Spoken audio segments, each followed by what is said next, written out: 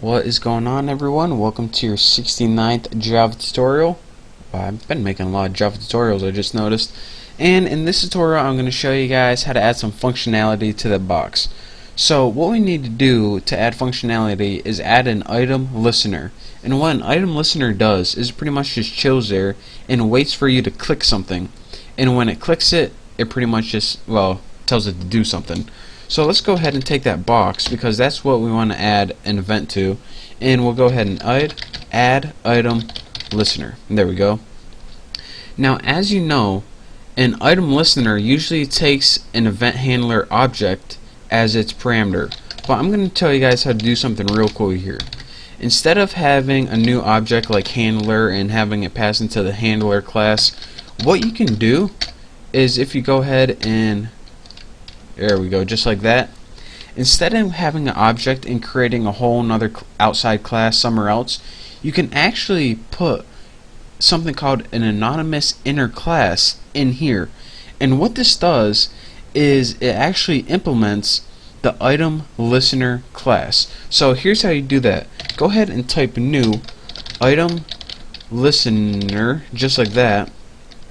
And this is your declaration for an anonymous class that implements item listener. So instead of having, like before, handler class implements item listener outside and we have to make a whole new class, what we can do is just go ahead and stick a class into here and pass it in for the parameter as add item listener, and we bypass that entire step of having to create a whole new separate class. So again, since we named an anonymous class that implements item listener, we need to use that method, and that's called item state changed, as you can see right there. So what this class has to have in there is only one method, and that's, let's go ahead and create it right now. Item listener has, let's go ahead and make it public void item state change. I gotta make sure I spell that right. And did I? Oh, yep. Nice. Now what we have to do is, of course, it types in item event, just like that. And as our body for this, we just go ahead and write whatever we want to happen when we select one of the options. And here's how you can do that. Go ahead and make an if statement, and this if statement determines what option you selected. So if the event get state change, this pretty much, if you clicked a button, we want to set it equal to, or excuse me, we want to test if it's equal to item event dot selected. So what this pretty much means, alright, did you select a button? Is it equal to what was this pretty much means what was selected, just in a nutshell.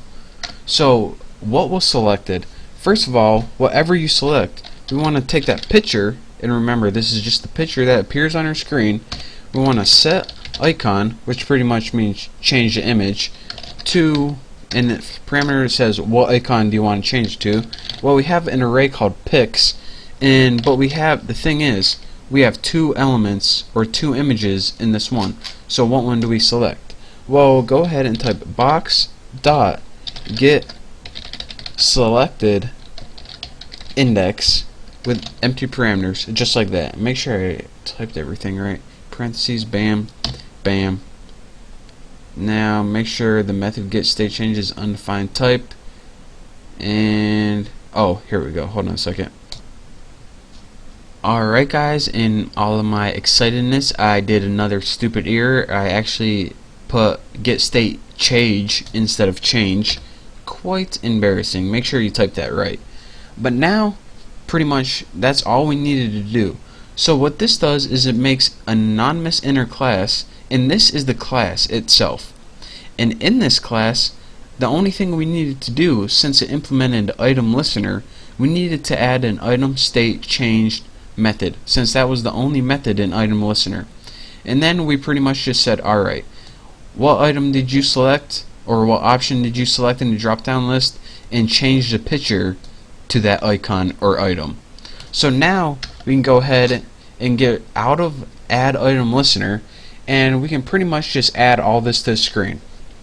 So add that box to the screen, and remember that box is just a drop down box, and now we want to take that picture and add it to the screen. But by default, let's go ahead and set it equal to new J label, and we'll do pics 0. And this pretty much just gives it a default value, so you know, something appears before you choose any options.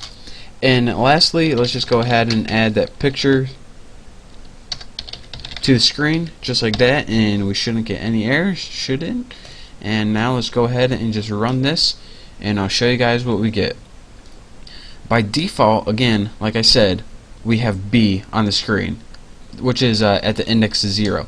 Then when we select X, our picture changes to X. We can go ahead and select B, X. We can do this all day if we want, really, but no time for that. We need to overview our program. So what we did is pretty much, let me get to the good stuff. We made a box variable, a picture variable, just to hold box and picture later on. We made an array of file names, and we made an array of images named pics. And then we went and go ahead in our constructor, which is pretty much making the window. We added a title, added a layout. We set that box equal to new J comma box, and it took the file names as the options. So again, if I go ahead and run this, these options right here are the default for file name, so that's why that was able to run. And the only confusing part, which we didn't know, is this: instead of having a new object and a new class, we just went ahead and stuck that handler class inside the add item listener, and that was actually an anonymous inner class. And what we needed to do is we needed to overwrite this method item state changed, because that was the only method in item listener, and we overrode it with a nice little function right here. And then we went ahead and added the box to the screen. Then we went ahead and added the picture to the screen, and just gave it a default setting, and we were good to go. So again, here is our awesome little program right here. Flawless, no bugs, no anything. So that's all you get for this tutorial. Thank you guys for watching. In the next tutorial, we're going to be going over something else cool you can do with GUIs.